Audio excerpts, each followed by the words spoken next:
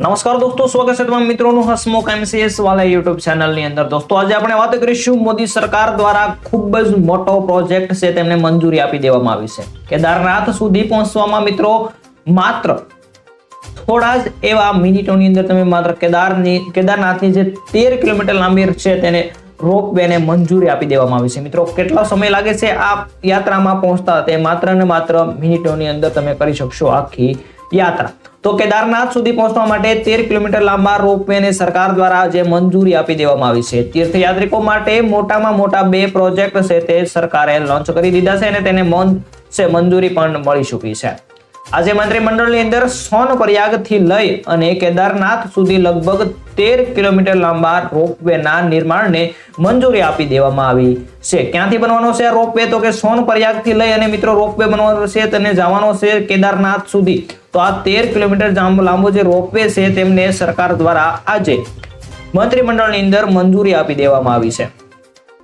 અને ત્યાર પછી દોસ્તો તો કે આ રોપવે રાષ્ટ્રીય રોપવે વિકાસ કાર્યક્રમ જે પર્વતમાલા પ્રોજેક્ટ હેઠળ બનાવવામાં આવશે તેવું પણ સરકાર દ્વારા કહેવામાં આવશે। મિત્રો ખાસ કરીને કેદારનાથ સુધી પહોંચવા માટે 13 કિલોમીટર લાંબા રોપવે ને મંજૂરી મળી ચૂકી છે અને સોનપ્રયાગ થી લઈ અને કેદારનાથ સુધી લગભગ 13 કિલોમીટર જેટલો લાંબો છે રોપવે બનવા જઈ રહ્યો છે અને આ આખો કાર્યક્રમ છે આપણો રાષ્ટ્રીય રોપવે વિકાસ કાર્યક્રમ અંતર્ગત પર્વતમાલા પ્રોજેક્ટ હેઠળ અમલમાં આપવામાં આવ્યો છે। સાથે સાથે દોસ્તો વાત કરીશું તો કે આ પ્રોજેક્ટનો ખર્ચ લગભગ 4100 કરોડ રૂપિયા સુધીનો હશે અને તેની મદદથી દરરોજ કેટલા તો કે 18,000 જેટલા લોકો છે તે મુસાફરી કરી શકશે। આ પ્રોજેક્ટ સંપૂર્ણ થવાનો ખર્ચ અહીંયા આંકવામાં આવ્યો છે 4100 કરોડ રૂપિયા, 4100 કરોડ રૂપિયા છે તેનો અંદાજિત ખર્ચ આંકવામાં આવ્યો છે અને આ કમ્પ્લીટ થઈ ગયા બાદ આ રોપવે ની અંદર દરરોજના 18,000 લોકો છે તે કેદારનાથના દર્શન કરી શકશે। તો ખાસ કરીને જેવા લોકો હાલી શકતા નથી, જે અપંગ છે અથવા તો ઘણી ઉંમર થઈ ચૂકી છે તેવા લોકો હાલીને જઈ શકતા નથી કેદારનાથ, તેમના માટે ખૂબ જ ફાયદાકારક થવાનો છે આ પ્રોજેક્ટ। આ રોપવે ની મદદથી મુસાફરોનો સમય ઘણો ઓછો થશે અને ખર્ચની અંદર પણ ઘણો બધો ફાયદો થશે।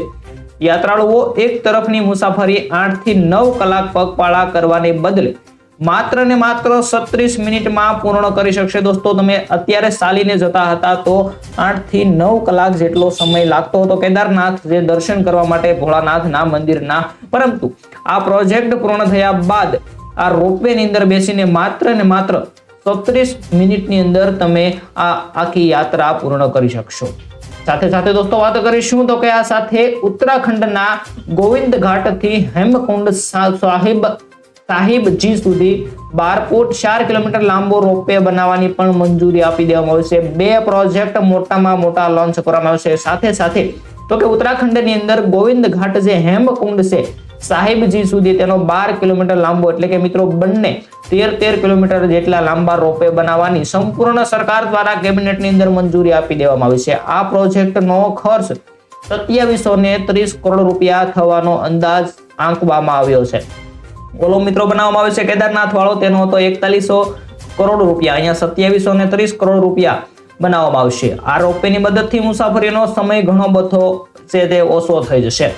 ચમોલી સ્થિત તીર્થસ્થળ આસપાસ જે વેલી ઓફ ફ્લાવર્સ સહિત અન્ય ઘણા બધા પર્યટન સ્થળો છે તે આ સ્થળોને જતા પ્રવાસીઓ માટે ખૂબ જ ફાયદાકારક થશે। તો મિત્રો મોટામાં મોટા બે પ્રોજેક્ટ છે તે લોન્ચ કરવામાં આવ્યો છે અને એક ખેડૂતો માટેનો પ્રોજેક્ટ લોન્ચ કરવામાં આવ્યો છે। ખેડૂતો માટે જે પશુઓના વીમા છે તેનો પણ એક પ્રોજેક્ટ લોન્ચ કરવામાં આવશે, તેની માહિતી અહીંયા આપવામાં આવી નથી, પરંતુ ટૂંક સમયની અંદર તેની પણ માહિતી આપવામાં આવશે જે ખેડૂતોને ખૂબ જ ઉપયોગી થવાનો છે। તો મિત્રો આજે કેબિનેટ બેઠકની અંદર આ 3 મોટા પ્રોજેક્ટ છે તેને મંજૂરી આપી દેવામાં આવી છે। બે છે તે લાંબા રોપવે છે, એક આપણો કેદારનાથ સુધી પહોંચવા માટે, બીજો છે ઉત્તરાખંડના ગોવિંદ ઘાટની અંદર અને ત્રીજો મિત્રો જે ખેડૂતો માટે ઉપયોગી થવાનો છે। તેવા 3 મોટા પ્રોજેક્ટને સરકાર દ્વારા આજે મંજૂરી આપી દેવામાં આવી છે। તો જે લોકો કેદારનાથના દર્શન કરવા માંગે છે તેમને આવનારા ટૂંક સમયની અંદર આ લાંબા રોપવેની અંદર બેસીને માત્ર ને માત્ર 36 મિનિટની અંદર કેદારનાથના દર્શન થાય તેવું પણ થઈ શકે છે। તો દોસ્તો વિડીયો પસંદ આવે તો વિડીયોને લાઈક, શેર અને સબસ્ક્રાઇબ કરી દેજો।